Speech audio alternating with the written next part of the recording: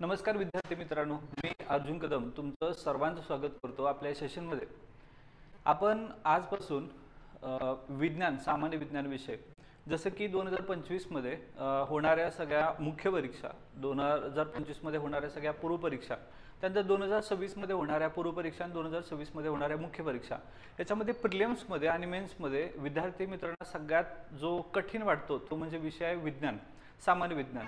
आता हे लक्षात ठेवा की सामान्य विज्ञानामध्ये पूर्व परीक्षेला जर आपण बघितलं तर जवळपास 15 प्रश्न आहेत ह्याच्यामध्ये. आणि गेल्या 4 वर्षांमध्ये जर आपण बघितलं प्रश्नपत्रिकेचं विभाजन करून किंवा त्याचं अनालिसिस करून बघितलं तर फिजिक्स, केमिस्ट्री आणि बायोलॉजी याच्यामध्ये 15 प्रश्नांचं ज्यावेळी आपण विभाजन करतो त्यावेळेस फिजिक्समध्ये जवळपास 5 ते 6, कधी कधी 7, 5 ते 6 ची रेंज आहे. केमिस्ट्रीमध्ये गेली 4-5 वर्ष, जसं 2017 पासून पॅटर्न बदललेला आहे, 2 वर्ष लॉकडाऊनमध्ये परीक्षा होत्या, या सगळ्या पॅटर्नमध्ये केमिस्ट्री हा 4च मार्कासाठी आहे. उरलेला जो सगळा आहे तो जवळपास बायोलॉजीमध्ये. आता बायोलॉजीमध्ये बॉटनी, झुलॉजी आणि हायजीन असे 3 प्रकारे याचं विभाजन केलंय. म्हणजे जवळपास विचार केला 5 आणि 4 9 आणि जवळपास उरलेले जे सगळे मार्क आहेत 6 ते 7 मार्क, किंवा कधी कधी करंट अफेअर्स रिलेटेड सायन्समध्ये जे बॉटनी किंवा झुलॉजीचे प्रश्न बनतात, असे एकंदरीत केलं तर 6, 7, 8, कधी कधी याची रेंज 9 ला जाते, कारण प्रश्नांची संख्या +2 ने वाढते.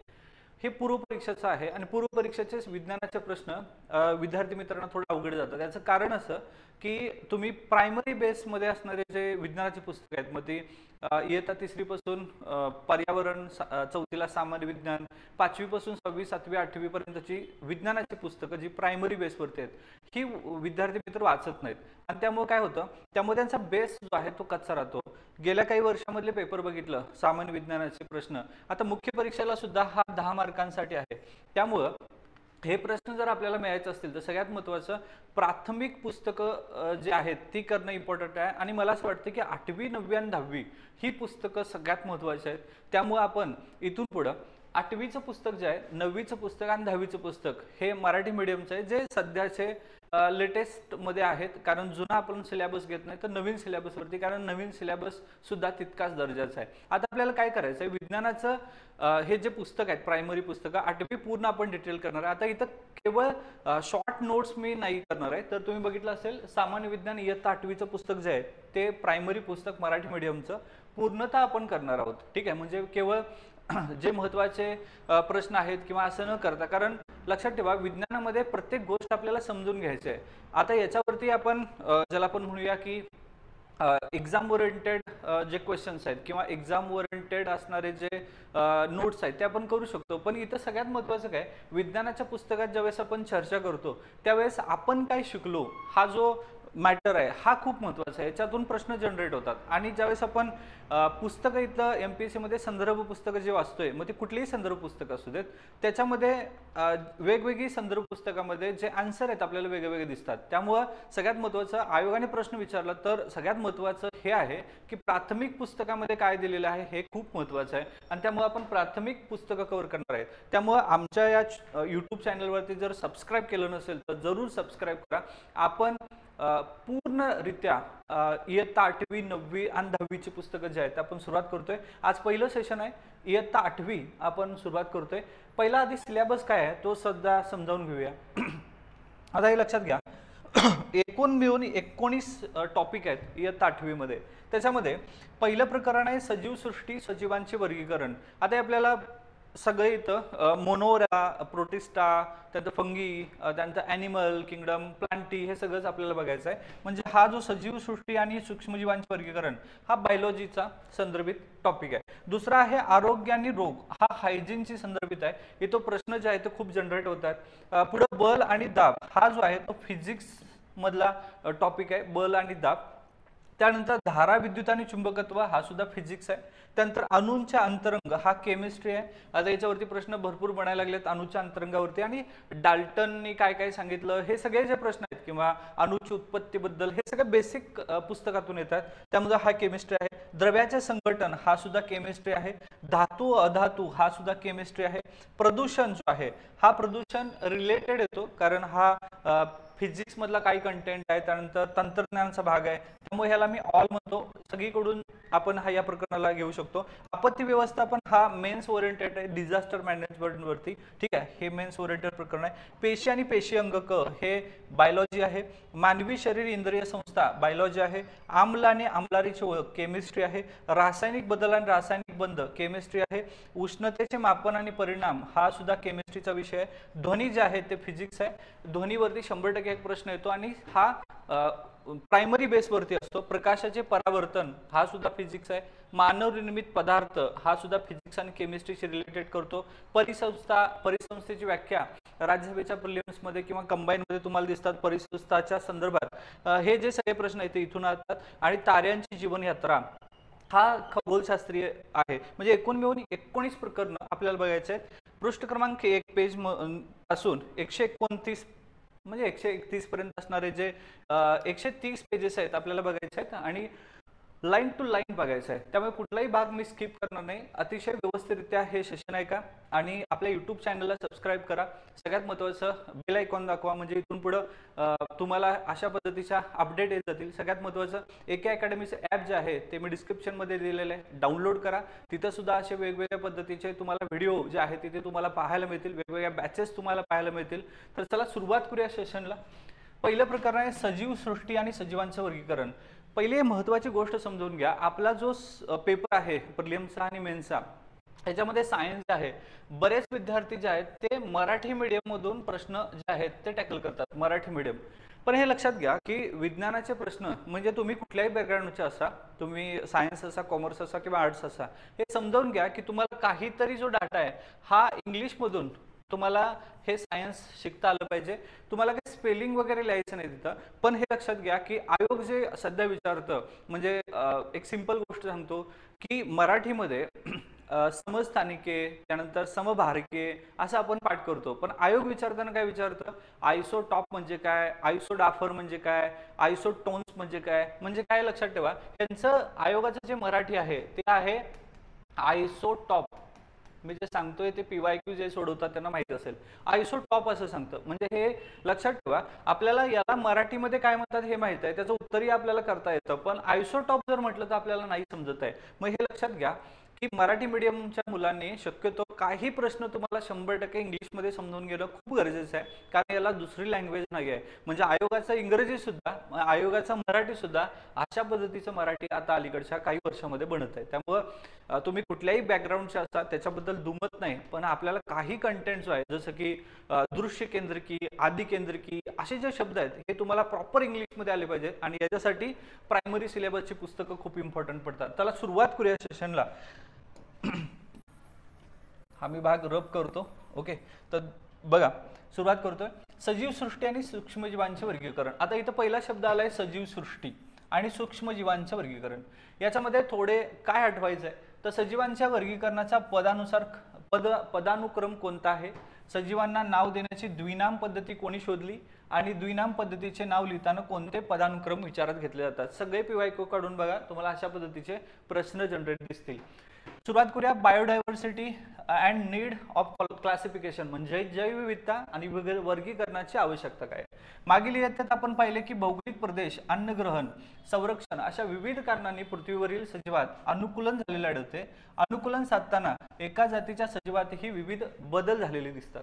2011च्या गणनेनुसार पृथ्वीवरील जमीन आणि समुद्र यामधील सर्व सजीव मिळून सुमारे 87 दशलक्ष जाती ज्या आहेत एवढ्या आहेत. आता इथंच लक्षात ठेवा, ज्यावेळेस मी असं एखादं स्टेटमेंट म्हणेल आणि जर ते PYQ असेल किंवा जर पुढच्या काळात ते प्रश्न बनू शकतील तर लक्षात ठेवा मी इथं स्टार करेल. आणि या मुद्द्यावरती महत्त्वपूर्ण लक्षात घ्या की इथं प्रश्न जनरेट होऊ शकतो. असे आपल्याला पूर्ण पुस्तक 8वी 9वी 10वीचं करायचं आहे. तर हे लक्षात ठेवा, 2011ची लेटेस्ट जनगणना 2011चीच आहे. किती सर्व सजीव मिळून किती आहे, 87 दशलक्ष जाती आलेल्या आहेत. म्हणजे इथं हे लक्षात ठेवा, हा आकडा 87 दशलक्ष जाती आहेत सजीवांच्या. एवढ्या प्रचंड संख्येने असणाऱ्या सजीवांचा अभ्यास करण्यासाठी त्यांच्या गटात विभागणी व्हायला हवी अशी गरज भासली. सजीवातील साम्य फरक लक्षात घेऊन त्याचे गट जे आहे उपगट असे करण्यात आलेले आहेत. सजीवांचे गट आणि उपगट बनवण्याच्या या प्रक्रियेला जैविक वर्गीकरण असं म्हणतात. स्टार. जैविक वर्गीकरण म्हणजे काय?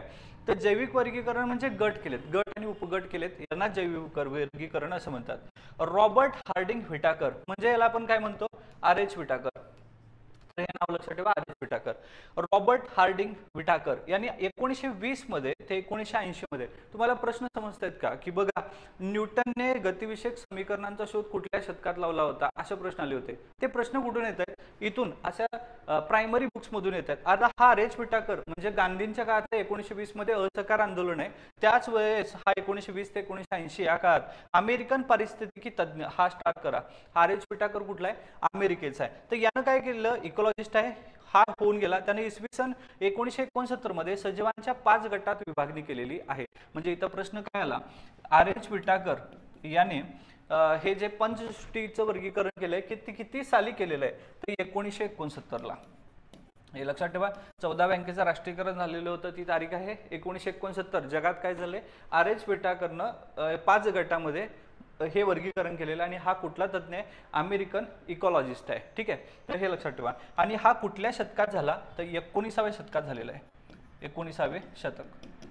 आणि हा 19व्या शतकामध्ये म्हणजे 20व्या शतकाच्या स्टार्टिंगचा काळ 1969चा काळ जो आहे याच्यामध्ये ना 5 पंचसृष्टीचे वर्गीकरण मांडलेलं आहे. आता वर्गीकरणासाठी व्हिटाकर यांनी पुढील निकष विचारात घेतले.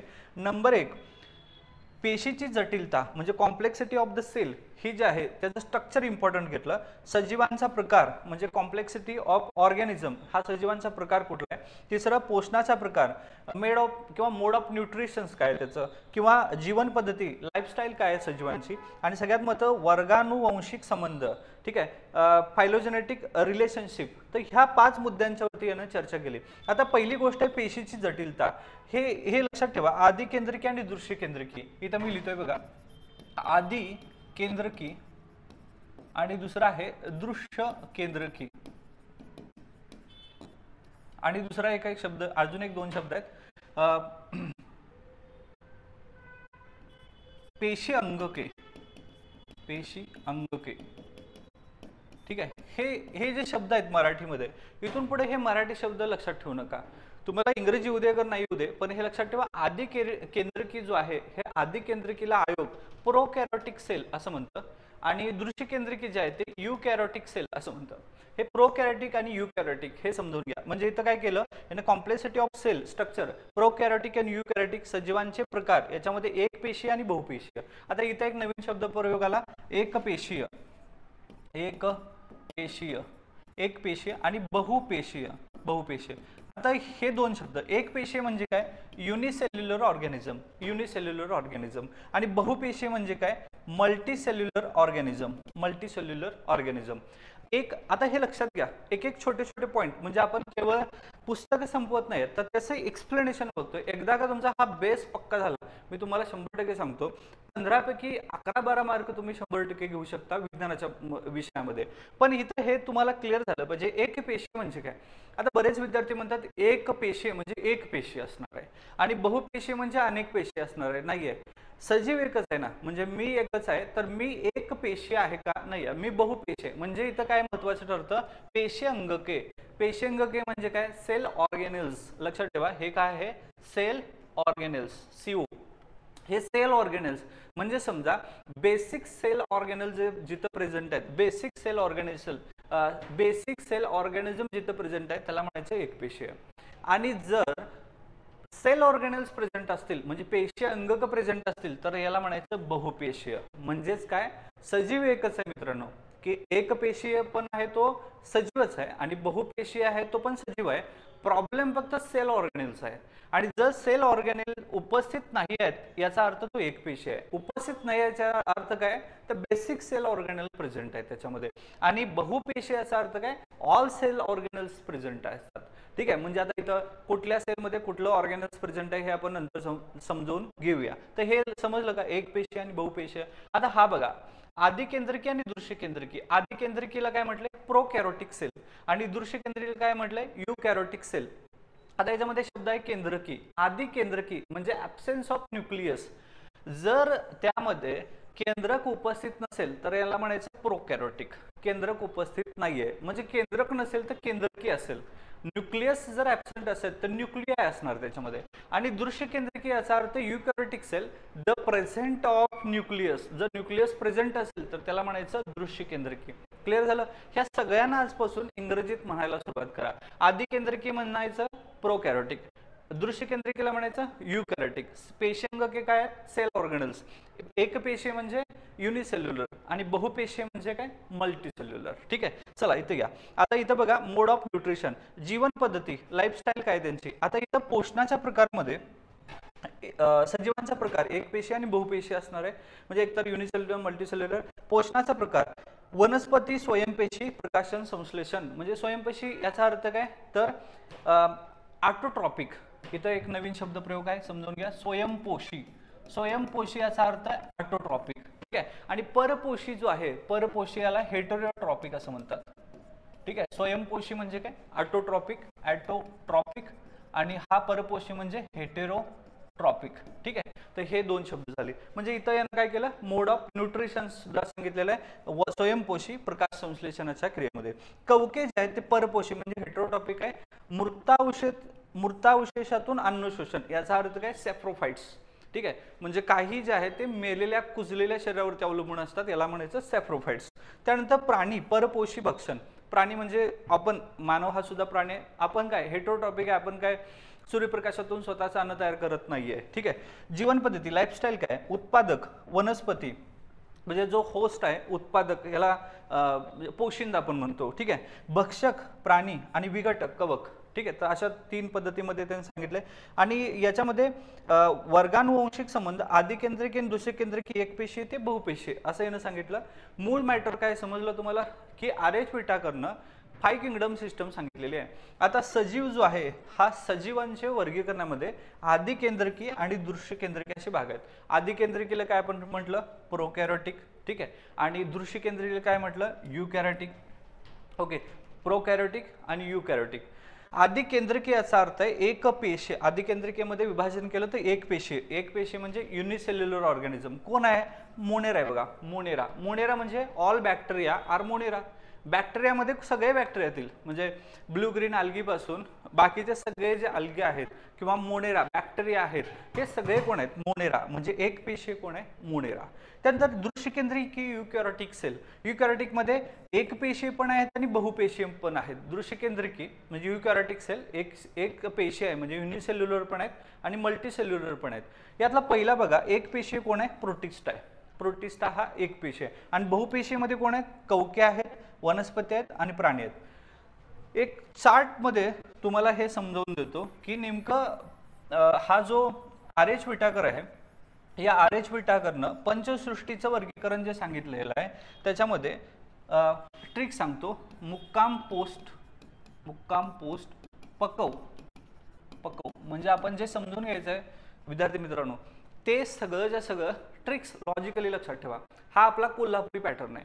म्हणजे लक्षात ठेवा कोल्हापुरी पॅटर्न MPSC हा एक आपण सुरू करतोय ज्याच्यामध्ये आपण आपल्या सोप्या साध्या भाषेमध्ये किती अवघड कंटेंट असू दे ते आपण सुटसुटीत आपल्या सोयीनुसार समजून घ्यायचा. ठीक आहे. तर हा जो कोल्हापुरी पॅटर्न आहे हा आपला आहे मुक्काम पोस्ट पकव. काय आहे सृष्टी मोनेरा.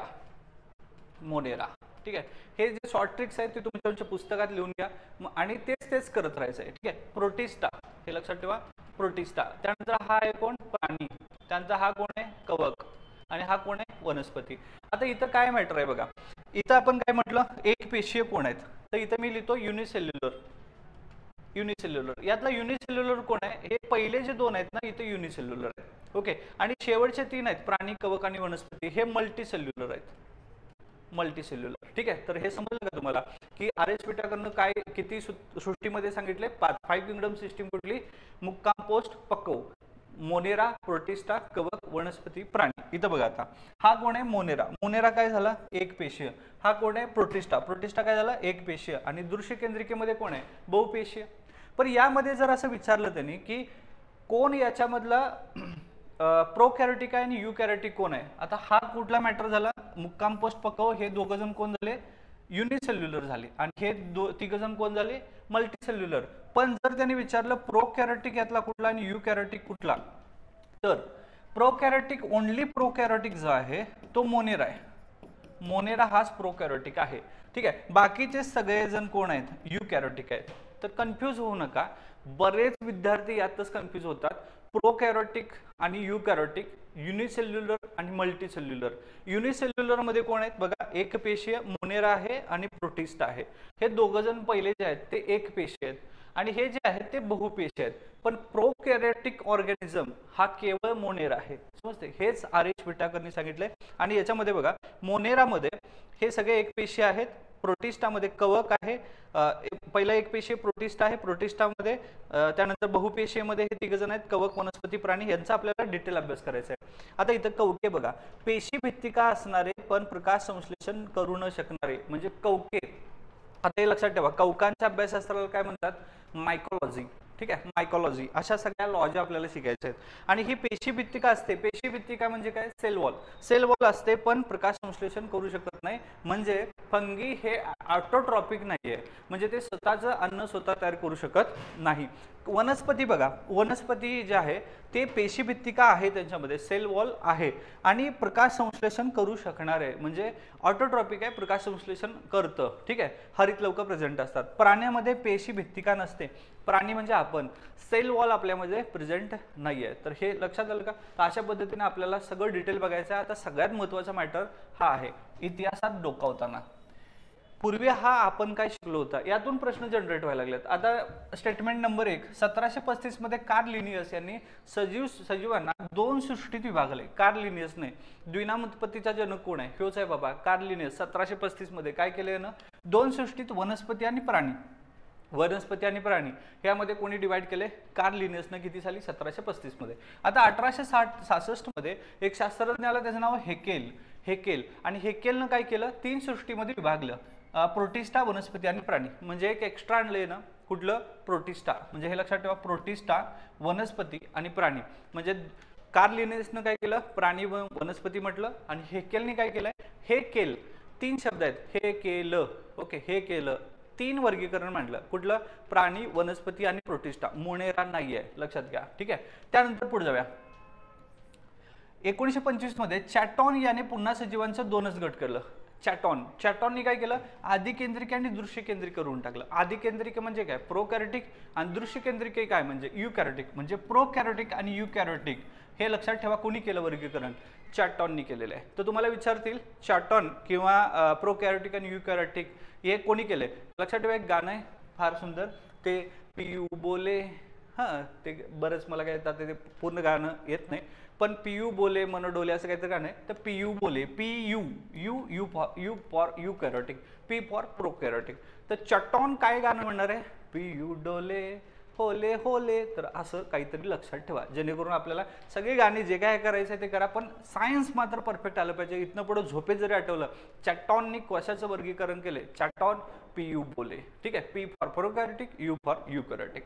त्यानंतर 1938 मध्ये कोफलँड हा एक शास्त्रज्ञ आहे, त्यानं 4 किंगडम सापडलेलं आहे. आता हे केल तर किती शब्द आहेत, 3. तर ह्याला म्हणायचं 3 किंगडमचा जनक. 3 किंगडमचा जनक कोण आहे, हेकेल.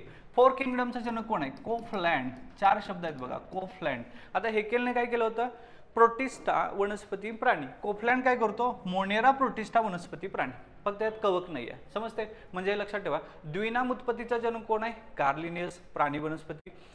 4 किंगडम सिस्टीमचा जनक कोण आहे, 3 किंगडम सिस्टमचे जनक कोण आहे, हेकेल. त्यानं काय केलं तर विभाजन केलं, वनस्पती, प्राणी आणि प्रोटिस्टा. आणि कोफलँडने काय केलं, तर कोफलँडने 4 किंगडम मांडलं. याच्यामध्ये कोण कोण मांडले, वनस्पती, प्राणी घ्यायचा, मोनेरा, प्रोटिस्टा घ्यायचा. फक्त लक्षात ठेवा, यामध्ये कवकाची उत्पत्ती सांगितलेली नाहीये, सो कवकाला इथं घेऊनच येऊ नका. ठीक आहे, तर आपण काय शिकलो, दोनाम उत्पत्ती, 3 किंगडम सिस्टीम, 4 किंगडम सिस्टीम, आणि सगळ्यात शेवटी आर.एच. विटाकरची 5 kingdom system. ह्या सगळ्या सिस्टीम आपण समजून घेतलेल्या आहेत. होप सो तुम्हाला सगळं समजलं असेल यामध्ये. आणि ट्रिक्स आणि लॉजिक हे लक्षात ठेवा, लिहून ठेवा, तुम्हाला इथनं पुढे 100% आठवेल. आता त्यात सृष्टी मोनेरा जे आहे, आता हे सगळे जे बघा, हे मोनेरा आहेत सगळे. कुठले आहेत, स्टेफिलोकोकस. आठवलं का, PYQ. उघड्या खाद्यपदार्थावरती कुठला बॅक्टेरिया सापडतो? स्टेफिलोकोकस. स्टेफिलोकोकस हा जो आहे, आपल्याला आतडेचे विकार होतात, उलट्या, मळमळ वगैरे होतं, ते हा जीवाणू आहे, स्टेफिलोकोकस बॅक्टेरिया. त्यानंतर लेजिओनेला न्यूमोनी, डिप्लोकोकस न्यूमोनी म्हणतो ना, न्यूमोनिया हा आहे लेजिओनेला न्यूमोनी. त्यानंतर क्लोस्ट्रिडियम बोटॅलिनियम, हा लक्षात ठेवा. क्लोस्ट्रिडियम हा काय करतो? क्लोस्ट्रिडियम बोटॅलिनियम आतड्यांच्या मधले किंवा पोटदुखी जे होतात ते लक्षात ठेवा, क्लोस्ट्रिडियम बोटॅलिनियम आहे. त्यानंतर हा बघा सोलेमोनेला टायफी. सोलेमोनेला हे नाव बघा कसं आहे, साल्मोनेला टायफी. हे काय करतं? टायफॉइड रोग निर्माण करतं, टायफॉइड. ठीक आहे, सोलेमोनेला टायफी. फिब्रिओ कॉलरीचा रोग कुठला आहे? हे कारक आहे कशाचं? Cholera vibrio cholerae. त्यानंतर ट्रेपोनेमा पेलिडियम. त्यानंतर क्लोस्ट्रिडियम टिटॅनी फॉर टिटॅनस.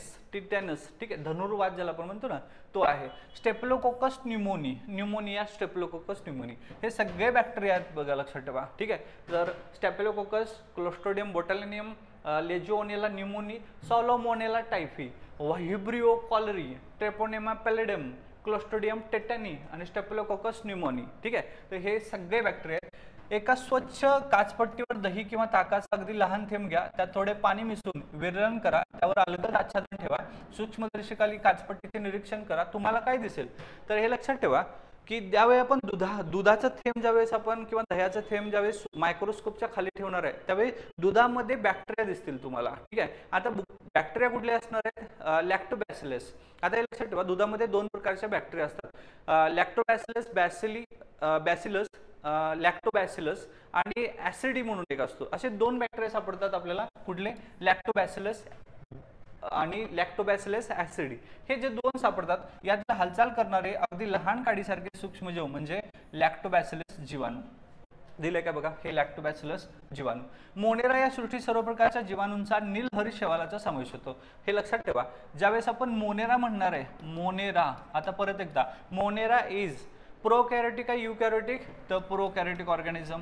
ठीक आहे, युनिसेल्युलर का मल्टीसेल्युलर? हा युनिसेल्युलर ऑर्गॅनिझम आहे. ठीक आहे, तर प्रोकॅरियोटिक आणि युनिसेल्युलर आहे. याच्यामध्ये कोण येतं फक्त एक्स्ट्रा? नीलहरित शैवाल. नीलहरित शैवाल याचा अर्थ बीजीए, ब्ल्यू ग्रीन अल्गी. तर हे लक्षात ठेवा. लक्षणं काय? हे सर्व सजीव एकपेशी आहेत. आताच आपण म्हटलं एकपेशी युनिसेल्युलर आहेत, स्वयंपोषी आणि परपोषी आहेत. म्हणजे हे सगळे बॅक्टेरिया जे आहेत ते स्वयंपोषी म्हणजे ॲटोट्रॉपिक पण आहेत आणि हेटेरोट्रॉपिक सुद्धा आहेत. ओके, म्हणजे आपण काय म्हणायचं? मोनेऱ्याचा नाद नाही करायचा, नाद नाही करायचा. अ फॉर ॲटोट्रॉपिक, ह फॉर हेटेरोट्रॉपिक.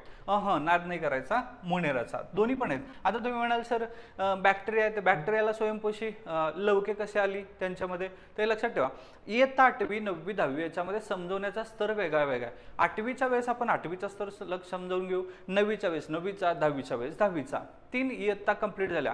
मला नाही वाटत की तुम्हाला काही प्रॉब्लेम सोडतील. ठीक आहे, हे जे टीचिंग मी करायला लागलोय तुम्हाला समजतंय का? एकदा कमेंट बॉक्समध्ये सांगा, म्हणजे मलाही सोपं जाईल की अजून तुम्हाला काही गोष्टी एक्स्ट्रा ऍडिंग करू शकतो का, किंवा ही जी हा जो स्तर आहे हा समजावून देऊ शकतो का. आता लक्षात ठेवा की डायरेक्ट मी येता नाही जात आहे की मोनेरा जो आहे बॅक्टेरियाला, याला सेल वॉल असते का? ठीक आहे, सेल वॉल असते का? तर बॅक्टेरियाला सेल वॉल असते. ठीक आहे, आता ही सेल वॉल कुठली असते? सुडोपेप्टोडोग्लायकॉन आणि पेप्टोडोग्लायकॉनची असते. हा स्तर मी सध्या इथं नेत नाहीये. 8वीच्या पद्धतीने जाऊया. ठीक आहे, म्हणजे हे लक्षात घ्या, थोडं सोपं करत जाऊया. स्वयंपोषी आणि परपोषी म्हणजे काही मोनेरा म्हणजे जीवाणू स्वयंपोषी पण आहेत आणि काही परपोषी पण आहेत. हे आदिकेंद्रिक असून पटलबद्ध केंद्र किंवा पेशी अंगके नसतात. मोनेराला सेल ऑर्गॅनल्स नाही आहेत, पेशी अंगक नाही आहेत. आणि प्रोकॅरियोटिक आहे, आदिकेंद्रकीय आहे तो, म्हणजे केंद्रक ॲब्सेंट आहे, केंद्रक नाही आहे त्यांच्यामध्ये. प्रोकॅरियोटिक आहे याचा अर्थ केंद्रक न्यूक्लियाय आहे. ओके, तर हा लक्षात ठेवा. हा झाला मोनेरा. प्रोटिस्टाची गोष्ट करू. प्रोटिस्टा. आता प्रोटिस्टाची उत्पत्ती पहिल्यांदा कोणी मांडली होती? तर इथं बघा, प्रोटिस्टा कोणी मांडला होता? हेकेल्यानं पहिल्यांदा प्रोटिस्टा मांडला 1866 मध्ये. प्रोटिस्टा म्हणजे काय? एखाद्या डब्यातील पाण्याचा एक थेंब काचपट्टीवर ठेवून सूक्ष्मदर्शकाखाली निरीक्षण करा. काही अनियमित आकाराचे सूक्ष्मजीव हालचाल करताना दिसतील. हे सजीव अमिबा आहेत. अमिबाला बघा, अमिबा. आता हे लक्षात ठेवा, अमिबाची ज्यावेळेस आपण गोष्ट करणार आहे, हा आहे अमिबा. अमिबा कुठल्याही आकाराचा असतो, अनियमित आकाराचा आहे अमिबा. लक्षणे काय याच्यामध्ये? याचं पहिला उदाहरण लक्षात ठेवा. युग्लिना आहे हा बघा, युग्लिना, अमिबा, त्यानंतर पॅरामेशियम, चप्पल शेपड, असेच प्रश्न असतात, सँडल शेपड असतो, पॅरामेशियम, वॉलबॉक्स, ठीक आहे. तर अमिबा, युग्लिना, पॅरामेशियम, वॉलबॉक्स हे सगळे कोण आहेत? All protista. आपण गडबड करतो, मोनेरा म्हणजे हेच आहे, अमिबा हा मोनेरा नाही आहे रे. अमिबा जो आहे, अमिबा, पॅरामेशियम, व्हॉलबॉक्स, युग्लिना हे प्रोटिस्टा आहेत, दे आर ऑल प्रोटिस्टा, ठीक आहे. तर हे लक्षण काय? प्रोटिस्टा सृष्टीतील सर्व एकपेशी असून पेशीमध्ये पटलबद्ध केंद्रक असते. म्हणजे आपण मगाशी काय लक्षात ठेवलं होतं? पंचसृष्टीमध्ये मुक्काम पोस्ट पकव, मुक्काम पोस्ट पकव. मोनेरा काय झाला? प्रोकॅरियोटिक झाला. हे सगळे प्रोकॅरियोटिक, तर हे सगळे कोण आहेत? युकॅरियोटिक आहेत. युकॅरियोटिक म्हणजे हा प्रोकॅरियोटिक आहे आणि हे सगळे युकॅरियोटिक आहे. इथं बघा, हे प्रोटिस्टा सृष्टीतील सर्व सजीव एक पेशी असून पेशीत पटलबद्ध केंद्रक आहे. म्हणजे यातला एक पेशी कोण आहे? हा एक पेशी आहे, युनिसेल्युलर आहे, आणि हा सुद्धा युनिसेल्युलर आहे. म्हणजे लक्षात ठेवा, हे ट्रिक्स कायम मुक्काम पोस्ट पकवल्याचं, वरते दोघं जण युनिलायचं, इथं सगळे मल्टी आहेत. हे पहिला प्रो आहे, बाकी सगळे युकॅरियोटिक आहे. याच्यावरती खूप प्रॅक्टिस करा. हे जर तुम्हाला परफेक्टरित्या समजलं की जवळपास 5 किंगडम कंप्लीट होतात. म्हणजे इथं अशा वेळेस प्रोटिस्टा सजीव एक पेशी आहेत का? यस, एक पेशी आहेत. प्रोटिस्टा एक पेशी, युनिसेल्युलर आहे. आणि पटलबद्ध केंद्रक आहे का? आहे. अमिबामध्ये केंद्रक असतं रे. अमिबामध्ये म्हणजे न्यूक्लियस आर डिवायडेड, म्हणजे न्यूक्लियस केंद्रक हा सेपरेट होतो, नवीन जीव निर्माण होतो त्याच्यामध्ये. पॅरामेशियम हा सुद्धा आडव्या पद्धतीचा हा काप देतो बघा, विभाजन याचं आडवं होतं, याचं विभाजन आडवं उभं होऊ शकतं. आणि जर उभा विभाजन किंवा आडवं विभाजन होत असेल तर लक्षात ठेवा, याच्यामध्ये न्यूक्लियस आहे जो डिवाइड होणार आहे, ठीक आहे. तर हे लक्षात ठेवा, एक पेशीय केंद्रक असतं. प्रचलनासाठी छदमपाद किंवा रोमके किंवा कशाभिका असतात. हा PYQ आहे बघा. छदमपाद याचा अर्थ काय? तर ज्याला आपण म्हणूया प्रचलन. प्रचलन म्हणजे इकडून तिकडं करण्यासाठी. अमिबामध्ये इथं जे आहेत, इथं हा अमिबामध्ये छदमपाद आहे. छदमपाद म्हणजे सुडोपोडिया. तर हे लक्षात ठेवा, हा कोण आहे? सुडोपोडिया. तुम्हाला प्रश्न येतो की अमिबा प्रचलन कसं करतो एका ठिकाणून with the help of pseudopodia. Okay, तर हे लक्षात ठेवा. रोमके किंवा रोमके आहेत किंवा कशाभिका आहेत. आता हे रोमके किंवा कोण आहेत? कशाभिका. हे युग्लिना आहे बघा, हे रोमके आहेत. म्हणजे दे आर प्रेझेंट फ्लॅजेल्ला, ठीक आहे, फ्लॅजेल्ला. तर हे फ्लॅजेला असतात किंवा छदमपाद म्हणजे सुडोपोडिया असतं, हे प्रचलन करतं. स्वयंपोषी उदाहरणं यातले कोण कोण स्वयंपोषी आहे? युग्लिना, व्हॉल्वॅक्स पेशीत हरित लवके असतात. PYQ आहे बघा. युग्लिना कोण आहे? इथं आहे युग्लिना. त्यानंतर व्हॉल्वॉक्स पुढे आहे, इथं व्हॉल्वॉक्स आहे. ह्या पेशीमध्ये हरित लवक असते, म्हणजे प्लास्टिड प्रेझेंट आहे याच्यामध्ये, स्वतःचा न स्वतः तयार करतं युग्लिना आणि व्हॉल्वॉक्स. परपोषी कोण आहेत? अमिबा, पॅरामेशियम, प्लाझ्मोडियम हे सगळे परपोषी आहेत. अमिबा परपोषी आहे, पॅरामेशियम परपोषी आहे, प्लाझ्मोडियम परपोषी आहे. आयोगाने प्रश्न विचारला होता, प्लाझ्मोडियम हे काय आहे?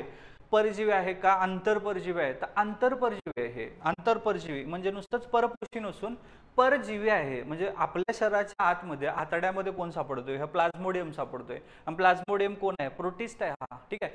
देर मोनेरा कोण आहेत? सगळे बॅक्टेरिया मोनेरा आहेत. हे सगळे सॅल्मोनेला टाइप हे सगळे मोनेरा आहेत, लक्षात ठेवा. प्रोटिस्टामध्ये कोण आहेत? Amoeba, paramecium. यातलं एकपेशीय बहुपेशीय याची तुलना तर होतेच, पण हे लक्षात ठेवा याच्यामध्ये काय होतं? हरित लवक म्हणजे स्वयंपोषी कोण आहे? व्हॉल्वॉक्स जो आहे, व्हॉल्वॉक्स आणि युग्लिना हे युग्लिना आणि व्हॉल्वॉक्स हे हरित लवक असतात. आणि अमिबा, पॅरामेशियम, प्लाझ्मोडियम यांच्यामध्ये हरित लवक नसतं. हे झाला दुसरा वर्ग. तिसरा जो आहे कवके, फंगी काय आहेत? पावाचा किंवा भाकरीचा तुकडा थोडा ओलसर करा, एका डबीत ठेवा, त्याला झाकण लावा. 2 दिवसानंतर डबी उघडून बघा, त्या तुकड्यावर कापसासारखे पांढरे तंतू वाढलेले असतील. यातील काही तंतू काचपट्टीवर ठेवून सूक्ष्मदर्शकाखाली बघितले तर तुम्हाला असं दिसतं. ही बुरशी आली, आपण म्हणतो पावाला बुरशी आली, भाकरीला बुरशी आली. तर कापसासारखा एक भाग असा भाकरीवरती किंवा पावावरती येतो, हा जो आहे हा भाग बुरशी आहे. इथं जर आपण बघितलं, ह्याच्यामध्ये बीजाणुधानी आहेत. हे बीजाणुधानी परिपक्व होतात आणि फुटतात. आणि नवीन जे आहेत इथं बघा बीजाणुधानी फुटलेले आहेत, ठीक आहे. तर हे लक्षात ठेवा, ही यांची जो बेस आहे हा भूस्तरिका आहे, ही स्तंभिका आहे यांची, याच्यावरती हे बीजाणुधानी राहिलेले आहेत. हे आणि खाली जे आहे मुळासारखे दिसणारे हे मुलाभ आहेत, मुळं नाहीत, मुलाभ आहेत, ठीक आहे. तर कार्यसंस्थांचे हे इथं राष्ट्रीय विषाणू संस्था, हे लक्षात ठेवा. जर तुम्ही कंबाईनचा पेपर जर जुने बघितलं तर हे प्रश्न तुम्हाला दिसतील. राष्ट्रीय विषाणू संस्था कुठे आहे? पुण्यात आहे. म्हणजे लक्षात ठेवा, स्टेट बोर्ड मधलं कोपरा महत्वाचं लक्षात घ्या. आणि आपण काय करतो, आपण गडबडीमध्ये वाचायच्या नादामध्ये केवळ आपल्याला असं वाटतं की हे इम्पॉर्टंट आहे, चला आपण समजून घेऊ, पण आपण काय शिकलो असेल किंवा इथं काही हे महत्वाचे काही डायग्राम आहेत, हे जर आपण बघितलं तर आपल्याला डोळे जे आहेत ते 83% नॉलेज ग्रहण करतात. सो आपण हे बघितलं. आता तुम्ही ज्यावेळेस प्रोटिस्टा स्वयंपोषी कुठला आहे म्हटलं की तुमच्या समोर काहीतरी येईल, हॉलबॉक्स युग्लिना येईल. युग्लिना आणि हॉलबॉक्स, पॅरामेशियम, अमिबा, प्लाझ्मोडियम हे परपोषी आहेत. हा प्रश्न बघा, राष्ट्रीय विषाणू संस्था कुठे आहे? पुण्यात. म्हणजे नॅशनल इन्स्टिट्यूट ऑफ व्हायरॉलॉजी, म्हणजे इथं एक नवीन आलं बघा, विषाणूंच्या अभ्यासशास्त्राला काय म्हणतात? व्हायरॉलॉजी.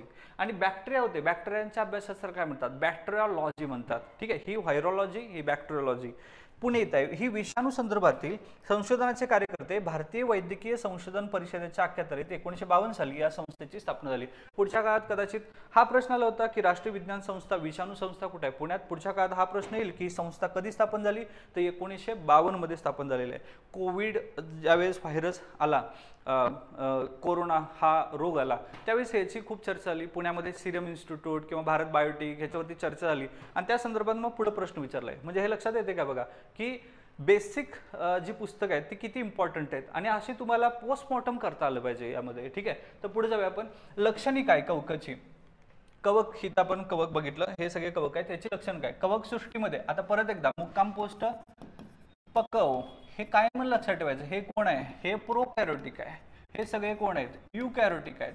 आणि हे पहिले दोन कोण आहेत? युनिसेल्युलर आहेत. हे तिघ जण कोण आहेत? मल्टी सेल्युलर आहेत. हे शॉर्ट आउट झालं. आता इथं बघा, कवक सृष्टीत परपोषी, असंश्लेषी, दृश्य केंद्रिकी समावेश सजीवांचं होतं. दृश्य केंद्रिकी म्हणजे कोण आहे? युकॅरियोटिक आहेत का बघा, हे कवक युकॅरियोटिक आहे. ठीक आहे, आणि त्यानंतर असंश्लेष आहे, परपोषी आहेत हे सगळे, म्हणजे हेटेरोट्रॉपिक आहेत. बहुसंख्य कवके मृतोपजीवी आहेत. मृतोपजीवी म्हणजे मेलेल्या, कुचलेल्या, याला सॅप्रोफाइट असं म्हणतात. इंग्लिश शब्द लक्षात ठेवा. आता इंग्लिशमध्ये सॅप्रोफाइट ज्यावेळेस आपण विचारत आहे खालीलपैकी हे कवके काय आहेत, ऑप्शन मध्ये खाली तुम्हाला मराठी नसतं, मराठीचं इंग्रजी मराठी असतं, म्हणजे सॅप्रोफाइट, सॅप्रोफाइट्स असं देतं आयोग. पण तुम्हाला हे लक्षात ठेवा, हे मराठीचं इंग्रजी नाही देणार. मृतोपजीवीमध्ये असं नाही देऊ शकत आयोग, मृतोपजीवी असं नाही देऊ शकत. म्हणून मी सांगतो की इंग्लिश जर तुम्हाला आलं तर 2-4 मार्क जास्त मिळतील तुम्हाला. टोटल विचार केला पॉलिटीमध्ये, सायन्समध्ये, इकॉनॉमिक्समध्ये हे इंग्लिशमधलं, आणि आयोग स्वतःच म्हणतं पहिल्या भाषेत आणि दुसऱ्या भाषेत गोंधळ झाला तर दुसऱ्या भाषेला प्रमाण माना. तर दुसरी भाषा म्हणजे काय? इंग्लिश. तर इंग्लिश तुम्हाला आलं पाहिजे थोडंफार तरी. बहुसंख्य कवके मृतोपजीवी आहेत. कुजलेल्या कार्बनी पदार्थावरती जगतात, म्हणजे हे सॅप्रोफाइट. मृतोपजीवी म्हणजे सॅप्रोफाइट आहेत. कवकांची पेशीभित्तिका कायटिननी बनलेल्या जटिल शर्करेपासून आहे. आता हा प्रश्न PYQ आहे. कवकांची पेशीभित्तिका आहे का? सेल वॉल असते का कवकाला? असते.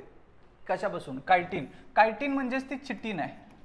कायटिन आणि चिटीन एकच आहे. ओके, मोनेराला सेल वॉल होती, प्रोटिस्टाला होती. त्यानंतर इथं कवकाला आहे. काही कवके तंतुरूपी असून त्यातील पेशीद्रव्यात असंख्य केंद्रके सापडतात.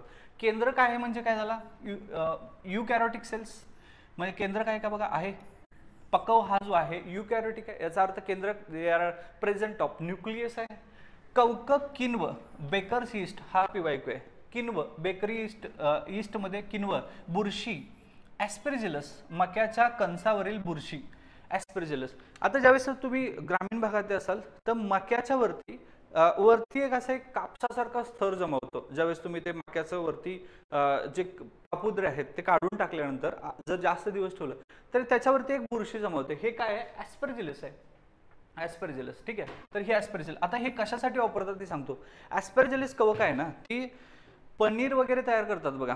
दूध जर नासलं असेल तर त्याच्यापासून महिला वर्ग पनीर तयार करतो. पनीर तयार करण्यासाठी इम्पॉर्टंट असणारा, हेल्पफुल असणारा म्हणजे कवक कुठला आहे? हा आहे ॲस्पेरजिलस. ॲस्पेरजिलस तर मक्याच्या कणसावरील सुद्धा सापडतो. पेनिसिलियम, हा एडवर्ड जेन्नर याच्यावरती प्रश्न आला होता. पेनिसिलियम. भूछत्र म्हणजे मशरूम. लक्षात ठेवा, एवढ्या फक्त ह्या 8वीच्या पुस्तकात किती पद्धतीचे प्रश्न आतापर्यंत आयोगाने बनवलेले आहेत. लक्षात येते का? म्हणजे केवळ मोठी मोठी पुस्तकं वाचायला पाहिजे त्याच्यामध्ये, नो डाऊट, पण बेसिक क्लिअर असणं म्हणजे किती इम्पॉर्टंट आहे बघा. किण्व बेकरी ईस्ट आहे, बुरशी ॲस्पेरजिलस आहे, मक्याच्या कणसावरती काय वाढते कुठली? ॲस्पेरजिलस. पेनिसिलियम आहे, आणि त्यानंतर भूछत्र म्हणजे मशरूम्स. विटाकर नंतर वर्गीकरणाच्या काही पद्धती मांडल्या गेल्या तरी आजही अनेक शास्त्रज्ञ विटाकर यांचे पंचसृष्टी वर्गीकरणालाच प्रमाण म्हणतात, म्हणजे हे मुक्काम पोस्ट पकव. ठीक आहे, आता डोकं चालवा. काय आहे? जरा डोके चालवा. विटाकर यांच्या वर्गीकरणाच्या पद्धतीचे गुणदोष स्पष्ट करा. आता इथं हा भाग जो आहे हा भाग आपण इयत्ता 8वीला केला असेल, ठीक आहे. गुणदोष आपल्याला काही स्पष्ट करायची गरज नाही. पुढे आपण बघूया, ठीक आहे. काय काय गोष्टी याच्यामध्ये मिसमॅच आहेत. इयत्ता 9वी वरती आपण ज्यावेळेस बघणार आहे थॅलोफायटा, ब्रायोफायटा, टेरिडोफायटा बघणार आहे, ठीक आहे. त्यानंतर ज्याला आपण महिन्या जलवाहिन्या आहेत, रसवाहिन्या, याचं कुठेही विभाजन इथं सापडत नाही. अशा पद्धतीचं आपण याच्या गुणदोषवरती चर्चा करू शकतोय. आता क्लासिफिकेशन ऑफ मायक्रोबाउस म्हणजे सूक्ष्मजीवांचं वर्गीकरण. आता हे सूक्ष्मजीवांचं वर्गीकरण याच्यामध्ये पृथ्वीवरील एकूण सजीवांमध्ये सूक्ष्मजीव सर्वाधिक संख्येने आढळतात, त्याची पुढील वर्गीकरण आहे. आता एकूण मिळून किती प्रकारचे सजीव सापडतात तुम्हाला? 87. हे आहे बघा, 87 दशलक्ष जाती, 87 दशलक्ष जाती सापडतात पृथ्वीवरती. इथं सूक्ष्मजीव आहे त्याच्यामध्ये आदिकेंद्रकी, इंग्लिशमध्ये काय आदिकेंद्रकी, प्रोकॅरियोटिक, ठीक आहे. आणि दृश्यकेंद्रिकी म्हणजे काय eukaryotic. There are present of nucleus is called eukaryotic cells आणि ॲब्सेन्स ऑफ न्यूक्लियस म्हणजे present of nuclei is called prokaryotic cells. Prokaryotic मध्ये कोण आहे? बॅक्टेरिया. जीवाणू म्हणजे काय? बॅक्टेरिया. आदिजीव म्हणजे काय? Protozoa, they called protozoa, protozoa. कवक म्हणजे काय? फंगई. आणि शैवाल म्हणजे शैवाल आहेत, ज्याला आपण म्हणूया ब्लू ग्रीन अल्गी वगैरे आहेत. आता हे अल्गी जे आहे, बीजी, हे एकमेव अपवाद आहे जी बॅक्टेरिया आहे. बाकी स्पायरोगायरा, त्यानंतर व्हॉलबॉक्स, सर्गॅसम, हे जे सगळे शैवाल आहेत सगळे, ठीक आहे. तर हे शैवाल आहेत. आता हे लक्षात ठेवा, सूक्ष्मजीव हे सगळे सूक्ष्म, आदिकेंद्रकी आणि दृश्यकेंद्रकी, जीवाणू, आदिजीव, कवके आणि शैवाल. ओके, तर हे सगळे काय झाले? सूक्ष्मजीव. आता मॅटर काय इथं प्रश्न आलाय बघा. सूक्ष्मजीवांच्या आकारासंदर्भात खालील प्रमाणे लक्षात ठेवा. काय? 1 metre is equal to how many micrometre? 10⁶. ठीक आहे, हा बरोबर प्रश्न आला. 1 metre is equal to 10⁶ micrometre आणि 1 metre is equal to 10⁹ nanometre. 6 वरती आहे आणि खाली 9चा घात म्हणजे 10⁹ आहे. 1 metre is equal to micrometre म्हणजे 10⁶, नॅनोमीटर म्हटलं की 10⁹. हे कुठनं आलं? सगळ्यात लहान जीव जो आहे मायकोप्लाझ्मा गॅलासेप्टियम, हा किती आहे? 0.1 मायक्रोमीटर आहे. हा सगळ्यात लहान ज्याला सेल आपण म्हणूया. सगळ्यात मोठा सेल काय? 18 सेंटीमीटर, शामृगाचा अंड आहे. तर हे मायक्रोमीटर लक्षात ठेवा. 1 metre is equal to 10⁶ micrometre आणि 1 metre is equal to 10⁹ nanometre. ठीक आहे, तर हे प्रश्न पुढच्या वेळेस बनवू शकतील. आता बॅक्टेरियावरती बॅक्टेरिया हे सूक्ष्मजीव आहे सगळे. आकार 1 मायक्रोमीटर ते 10 मायक्रोमीटर. आता इथं बघा आकार कसा असतो? गोल असतो. दंडगोल आहे, हा दंडगोल आहे. दंडाणू आहे, हा दंडगोल, दंडाणू. त्यानंतर स्वल्प विरामाकृती, कॉमा शेपड आणि सर्पिलाकार, सापासारखा आहे. हे सगळे जे आहेत हे त्यांचे बॅक्टेरियाचे आकार आहेत. आकार किती आहे? 1 मायक्रोमीटर ते 10 मायक्रोमीटर. एकच पेशी स्वतंत्र सजीव म्हणून जाते. काही वेळा बरेच जीवाणू एकत्र येऊन वसाहती करून राहतात. म्हणजे काही वेळेला बॅक्टेरिया एक सिंगल सेपरेट जगायला लागल्या, पण काही वेळेला बंचमध्ये, ग्रुपमध्ये, फॅमिलीमध्ये जगते. म्हणजे हे आपल्या माणसासारखं एकटं MPSC करत असेल ते एकलकोंडा, सणवार, दसरा, दिवाळी सोडून एकटंच लायब्ररी जाऊन बसले, असं एक बॅक्टेरिया. आणि दुसरा हे समूहातच फिरायला लागले, 10-12 जण एकत्र करून. तर एकंदरीत बॅक्टेरियाचं पण असंच आहे. दुसरं, जीवाणू पेशी आदिकेंद्रिकी असते. आता आदिकेंद्रिक म्हणजे काय? प्रोकॅरियोटिक. हे मुक्काम पोस्ट बघा, हे आहे का? मोनेरा प्रोकॅरियोटिक.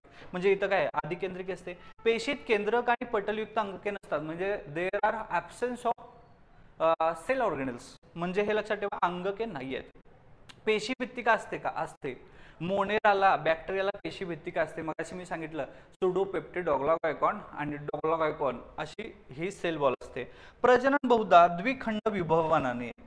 हा प्रश्न आहे बघा. प्रजनन त्याचं रिप्रोडक्शन कसं करतं? द्विखंडन पद्धतीनं. एका पेशीचे 2 भाग होतात. म्हणजे याला आपण म्हणतो BF, बायनरी फ्युजन म्हणायचं याला. म्हणजे बॅक्टेरियाचं रिप्रोडक्शन कसं होतं? बायनरी फ्युजनद्वारे, म्हणजे द्विखंड पडतात त्याच्यामध्ये. ठीक आहे. त्यात अनुकूल परिस्थितीत जीवाणू प्रचंड वेगाने वाढतात. 20 मिनिटात संख्येने दुप्पट होतात. म्हणजे जर आपण लक्षात ठेवा की आज सणावेळेस पोळी केलेली आहे आणि एका डब्यामध्ये पोळी घातली, भात घातलं, आमटी, थोडं कटाची आमटी ठेवली आणि एक 2 दिवस आपण ठेवलं, तर त्याला एक सर्टन कंडिशनमध्ये टेम्परेचर असेल तर ती आपण ज्याला म्हणतोय नासायला सुरुवात होतं. आणि ज्यावेळेस ते नासायला सुरुवात होतं तर हे लक्षात ठेवा, बॅक्टेरियाची वाढ 20 मिनिटांमध्ये दुप्पट संख्येने बॅक्टेरिया वाढायला लागतात. म्हणजे काही वेळेनंतर आपल्याला त्यातून एक घाणेरडा वास सुटतो. 20 मिनिटात दुप्पट, 20 मिनिटात दुप्पट, 20 मिनिटात दुप्पट. म्हणजे हे लक्षात ठेवा. अशा पद्धतीनं काय व्हायला लागले तर डायरेक्ट किंगडमच चेंज होतं त्यांच्यामध्ये. लक्षात ठेवा. पहिला मोनेरा झाला म्हणजे बॅक्टेरिया झाले त्याच्यामध्ये.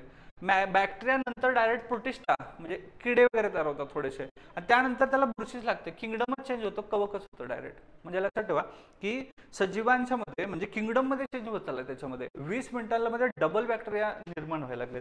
आता निर्माण व्हायला लागले त्याचा अर्थ बॅक्टेरिया जे आहेत ते जीवाणू जे आहेत ते रिप्रोडक्शन करायला, मग ते लैंगिक प्रजनन करतील का अलैंगिक प्रजनन करतील हा एक मॅटर आहे. म्हणजे ते काय करतात, सेक्शुअल रिप्रोडक्शन करतात का असेक्शुअल रिप्रोडक्शन करतात. मी एक लॉजिक सांगतो तुम्हाला.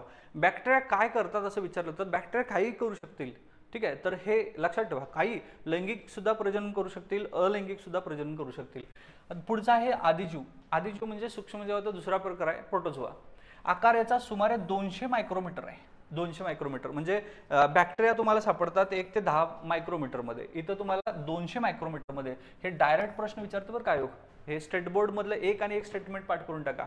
बॅक्टेरिया 1 ते 10 मायक्रोमीटर आणि आदिजीव प्रोटोझोआ जे आहेत ते 200 मायक्रोमीटर. माती, गोडे पाणी, समुद्रात आढळतात हे प्रोटोझोआ. काही इतर सजीवांच्या शरीरात राहतात, रोगास कारणीभूत ठरतात. इतर जीवांच्या शरीरात राहतात म्हणजे हेटेरोट्रॉपिक आहे. मगाशी आपण म्हणतो प्लाझ्मोडियम. प्लाझ्मोडियम हा परजीवी आहे पण आंतरपरजीवी आहे. आमच्या पोटात राहतो प्लाझ्मोडियम. ठीक आहे. दृश्य केंद्रिकी पेशी आढळणारी एकमेव पेशी आहेत. दृश्य केंद्रिकी म्हणजे युकॅरियोटिक आहे. Only one prokaryotic. कोण? मोनेरा. मोनेरा ओनली प्रोकॅरियोटिक, बाकी सगळे युकॅरियोटिक. आणि हे एक पेशी सजीव आहेत, युनिसेल्युलर आहेत सगळे. हे मगाशी आपण बरं प्रोटिस्टा.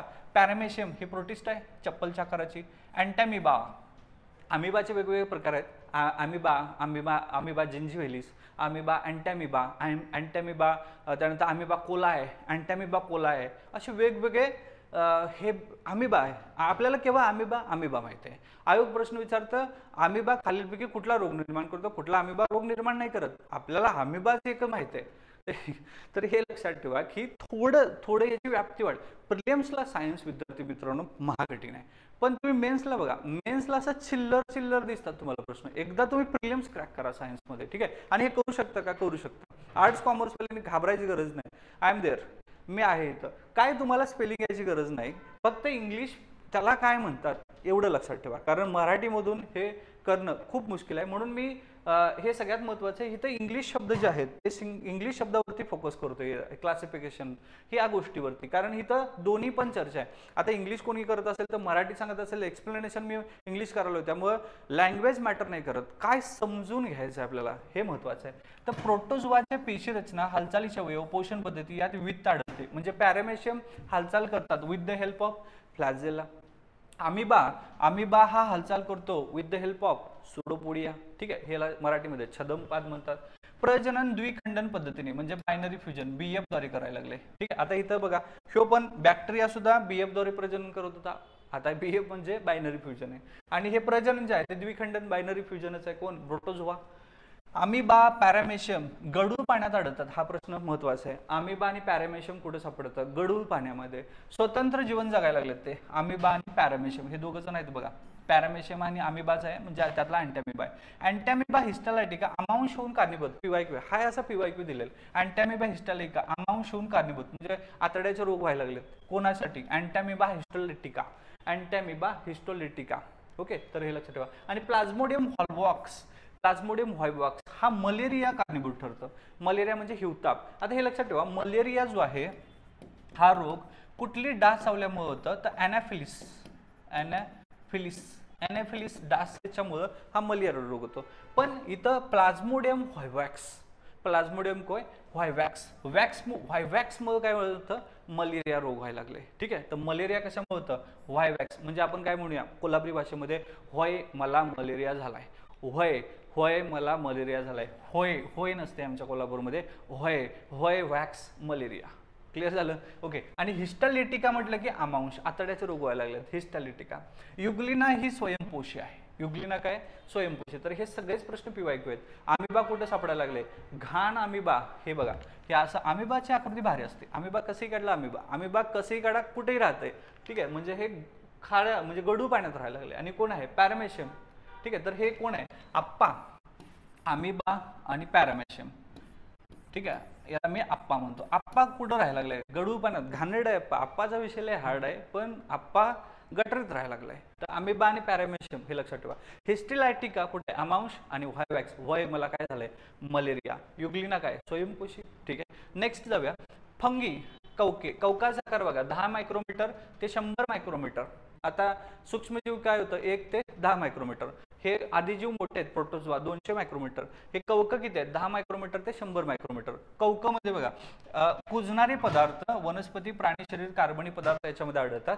दृश्यकेंद्रिकी एकपेशी सूक्ष्मजीव कवकांच्या काही प्रजाती डोळ्याने दिसतात. मृतोपजीवी म्हणजे सॅप्रोफाइट असून कार्बनी पदार्थात अन्न शोषण करतात आणि प्रजनन लैंगिक पद्धतीने आणि द्विखंडन आणि मुकुलायन अशा लैंगिक पद्धतीनं. सगळ्यात महत्वाचा झांगडगुत्ता हाच आहे, कवक. कवकाचं रिप्रोडक्शन कसं होतं? पहिली गोष्ट कवके, कवकांचं रिप्रोडक्शन पहिली गोष्ट लैंगिक पद्धतीने म्हणजे सेक्स्युअल रिप्रोडक्शन करायला लागलेत, नंबर 1. दुसरं द्विखंडन करायला लागलेत, बायनरी फ्युजन, नंबर 2. तिसरं मुकुलायन, तिसरं बडिंगद्वारे करायला लागलेत, बडिंग. ठीक आहे, तर हे लक्षात ठेवा. अशा अलैंगिक पद्धतीने म्हणजे सेक्स्युअल रिप्रोडक्शन आणि असेक्स्युअल रिप्रोडक्शन. शॉर्टमध्ये कवके कसे करतात? सेक्स्युअल रिप्रोडक्शन आणि असेक्स्युअल. असेक्स्युअल रिप्रोडक्शन मध्ये काय? Binary fusion, budding. ठीक आहे, तर हे अशा पद्धतीने करायला लागले. डायरेक्ट प्रश्न आहे. कवकांची इम्पॉर्टंट एक्झाम्पल, किस्ट, कॅन्डिडा, आळंबी. आळंबी म्हणजे मशरूम्स. हे लक्षात ठेवा. कवके काय करतात? तर sexual reproduction, BF binary fusion आणि बडिंग याद्वारे. शैवाल, अल्गी काय आहेत? आकाराचा 10 मायक्रोमीटर ते 100 मायक्रोमीटर. कवके म्हणजे शैवाल, अल्गी पाण्यात वाढतात. आता शैवाल म्हणजे शैवाल आपण सर्वसाधारणपणे शैवाल बघतो बघा, सॅकरोमायसिस, क्लोरेला. ओके, हे सगळे आता पाण्यात वाढायला लागले शैवाल. दृश्यकेंद्रिकी एकपेशी स्वयंपेशी सजीव आहेत. दृश्यकेंद्रिकी म्हणजे काय? तर युकॅरियोटिक सेल. युकॅरियोटिक सेल मी ओनली प्रोकॅरियोटिक बॅक्टेरिया म्हटले. एकपेशी आहेत का? राईट, एकपेशी आहेत म्हणजे युनिसेल्युलर. म्हणजे लक्षात ठेवा, शैवाल जे आहेत अल्गी आहेत. शैवाल म्हणजे वनस्पती नाही आहे. शैवाल म्हणजे इथं वनस्पती नाही आहे. शैवाल वनस्पती वेगळी आहे आणि अल्गी वेगळी आहे. इथं आपण अल्गीचा विचार करतोय कारण हे सगळे सूक्ष्मजीव आहेत, म्हणून इथं एकपेशी म्हटले. हा खूप महत्वाचा मॅटर आहे. नाहीतर तुम्ही इथं बहुपेशी म्हणाल, कारण शैवाल वनस्पती झाली तर मल्टीसेल्युलर येतं, पण इथं कोण आहे? ही एकपेशी आहे. याचा अर्थ ही कोण आहे? ब्ल्यू ग्रीन अल्गीची गोष्ट केली, कारण सूक्ष्मजीवाची गोष्ट केली, म्हणून हे विज्ञान अवघड वाटते आपल्याला. कारण का? इथं सांगितलंय शैवाल म्हणून, पण शैवाल नाही, शैवाल अल्गी आहे, म्हणून इंग्रजी मॅटर करतं. आणि अल्गी असेल तर ते बीजे ब्ल्यू ग्रीन अल्गी आहे, आणि म्हणून ती अल्गी वनस्पती नसून ती बॅक्टेरिया आहे, एकपेशी आहे. ठीक आहे, कारण मी काय म्हटलं, मुक्काम पोस्ट पकव यामध्ये हे प्रोकॅरियोटिक, हे युकॅरियोटिक, हे युनिसेल्युलर, म्हणून मोनेरा युनिसेल्युलर, म्हणून इथे युनिसेल्युलर आहे. ठीक आहे, पेशीतील हरितलवकाच्या सहाय्याने प्रकाश संश्लेषण करतात, म्हणजे हे प्रकाश संश्लेषण करायला लागले, स्वतःच अन्न स्वतः तयार करायला लागले. क्लोरेला आणि क्लॅमिडोमोनास हे 2 उदाहरण आहेत. क्लोरेला, झुक्लोरेला, क्लॅमिडोमोनास हे पाठ करून घ्या उदाहरणं सगळे. ठीक आहे, शैवालाच्या थोड्या प्रजाती एकपेशी आहेत, इतर सर्व शैवाले बहुपेशी. हे बघा, इतर सर्व शैवाल. पृथ्वीवरती पहिल्यांदा कोण आलं? तर असं म्हणतात की बीची आली, ब्ल्यू ग्रीन अल्गी, पण हे चुकीचं आहे. माझ्या मते पहिल्यांदा सल्फर अल्गी आल्या. माझ्या मते म्हणजे मी काही सायंटिस्ट नाही, मी वाचलेलं आहे याच्यामध्ये. सल्फर अल्गी, पृथ्वीची उत्पत्ती कशी झाली NCERTने चर्चा केली त्याच्यावरती. मी ज्यावेळेस NDA मध्ये शिकवतो GS, त्यावरती सल्फर अल्गी 4.5 अब्ज वर्षापूर्वी हे ज्यावेळेस पृथ्वीमधले लाव्हारस वगैरे वरती आले, त्यावेळेस वरती काय असं वातावरण म्हणजे त्याला आपण जलावरण वगैरे नाही आहे, तर पहिल्यांदा जी बॅक्टेरिया आली ती सल्फर अल्गी आहे. पण इथं आपण चर्चा करताना BJ करतोय, ब्ल्यू ग्रीन अल्गी, आणि म्हणून ही काही प्रजाती, थोड्या प्रजाती एकपेशी आहेत, म्हणजे सल्फर अल्गी आणि ब्ल्यू ग्रीन अल्गी. आणि इतर सर्व शैवाले बहुपेशी आहेत, नुसत्या डोळ्यांनी दिसतात आपल्याला. म्हणजे शैवाल म्हणजे याच्यामध्ये क्लोरेला, झुक्लोरेला, स्पायरोगारा, कारा, उल्वा, सर्गॅसम, उडोगोनियम हे सगळे शैवाल आहेत. तर हे लक्षात ठेवा. आपल्याकडचं मित्रांची नाव पाठ असतात नाही, तसं या सगळ्या शैवालाची नाव पाठ करायचं. स्पायरोगारा, कारा, उल्वा, सर्गॅसम, उडोगोनियम, हॉलवॉक्स, त्यानंतर क्लोरेला, झुक्लोरेला हे सगळे.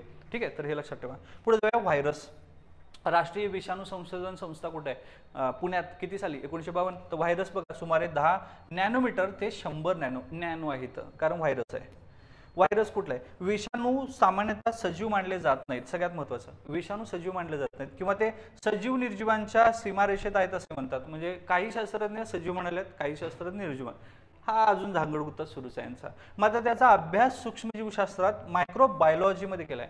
हु is a father of microbiologist, तर ह्याचं नाव आहे अँटनी लिवेनहॉंग.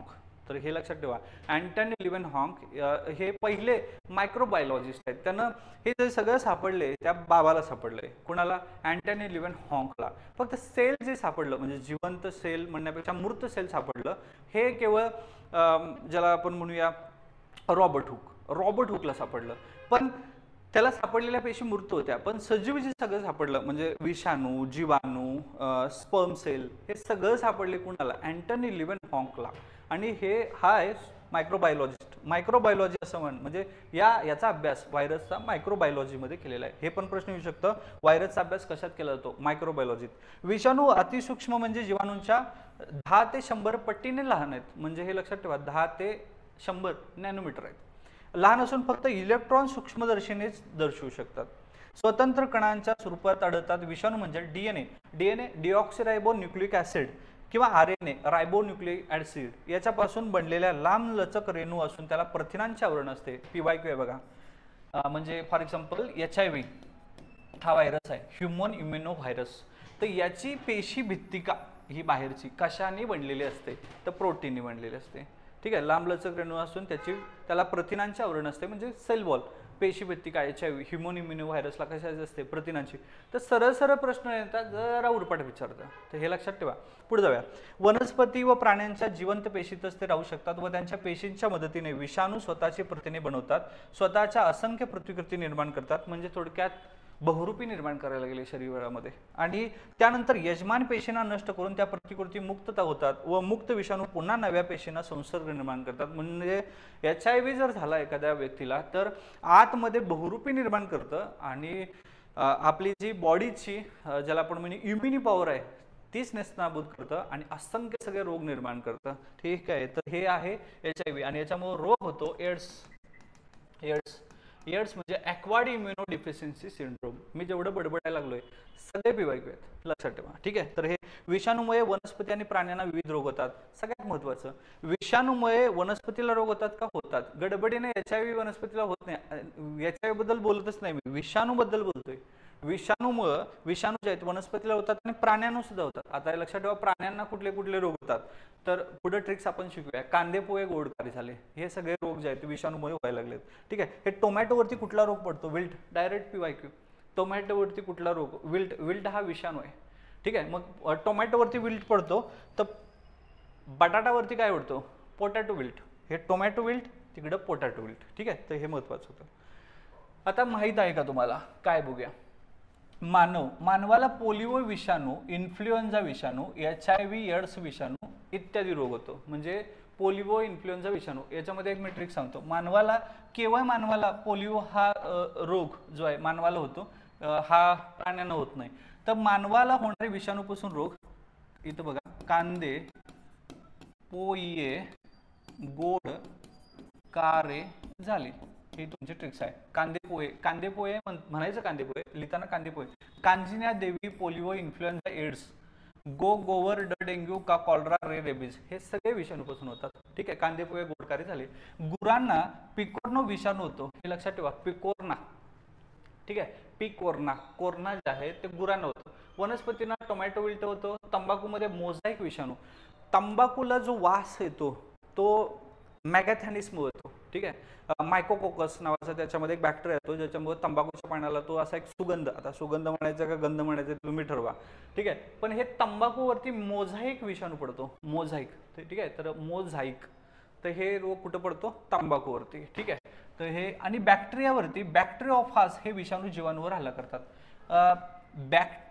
बॅक्टेरिओफाज हे विषाणू जीवाणूवर हल्ला करतात. विषाणू जीवाणूवर हल्ला करायला कुठं? बॅक्टेरियामध्ये. आणि तो विषाणू कुठला आहे? बॅक्टेरिओफाज. हे सगळे PYQ आहेत बरं का. मानवामध्ये पोलिओ, इन्फ्लुएन्झा, HIV, गुरामध्ये पोकार्नो विषाणू, त्यानंतर वनस्पतीला टोमॅटो, तंबाखूवरती कुठला? मोझॅइक, आणि बॅक्टेरियावरती बॅक्टेरिओफाइज हा विषाणू जीवाणूवर हल्ला करतो. सूक्ष्मजीवांची चित्र, त्याची वैशिष्ट्य याबद्दल इंटरनेट माझा मित्र म्हणून आहे, याच्यावरती सगळे तुम्ही हे भरू शकता. आता इथं माझा जोडीदार शोध असा आहे, कवक. प्रोटोजोआ, विषाणू, शैवाल, जीवाणू हे जे आहेत याच्यावरती स्वाध्याय आहे. विटाकर वर्गीकरणाच्या पद्धती सांगा, विषाणूची वैशिष्ट्य, हे सगळं आपण लिहून पुढे आलेलं आहे. पण हे जे चर्चा जे आहे, मी तर स्वाध्याय काय सोडवणार नाही, पण हे लक्षात ठेवा आपण जे काही शिकलोय ह्याच्यावरती आपल्याला पुट डाऊन करता येतं का हे लक्षात ठेवायचं. आता सजीव जे आहेत, सजीवांचे विभाजनमध्ये कुठले कुठले प्रकार, इथं एक पेशी आहे तर इथं कोण आहे, बहुपेशीय. एक पेशी कोण आहे तर बहुपेशीय कोण आहेत. आपण जे काय केले चर्चा, परत एकदा मी सांगतो, RH विटाकर, मुक्काम पोस्ट पक्क, मोनेरा, प्रोटिस्टा, कवक, वनस्पती, प्राणी, प्रोकॅरियोटिक, युकॅरियोटिक, युनिसेल्युलर, मल्टीसेल्युलर, सेल ऑर्गेनल्स. आतापर्यंत सेल ऑर्गेनलची चर्चा झाली नाही, फक्त सेल वॉलची चर्चा झालेली आहे. ठीक आहे, तर हे बेसिक सेल ऑर्गेनल्स याच्यावरती चर्चा झालेली आहे. तर इथं हा टॉपिक जो आहे हा टॉपिक इथं संपतो. पुन्हा पुढच्या टॉपिकमध्ये आपण आरोग्य आणि रोग या टॉपिकला सुरुवात करतोय. तोपर्यंत थांबतो. सेशन समजतंय का एकदा कमेंट बॉक्समध्ये जरूर सांगा. अशा पद्धतीनं जर आपण लक्षात ठेवा की एक एक फोकस देऊन, म्हणजे केव्हा आपण वाचून दाखवत नाही तर त्याच्यावरती फोड करतोय, त्याचा पोस्टमॉर्टम करतोय, त्याच्यावरची लॉजिक करतोय, त्याच्यावरती ट्रिक्स करतोय आणि ते लक्षात ठेवतोय. आणि हे जर असं केलं तर आपण 8वी 9वी 10वीची पुस्तकं जर संपवली तर मला नाही वाटत की सायन्स तुम्हाला अवघड जाईल. पुढच्या भागामध्ये लवकरच भेटू. मानवी आरोग्य आणि रोग याच्यावरती तोपर्यंत थांबतो. जय हिंद.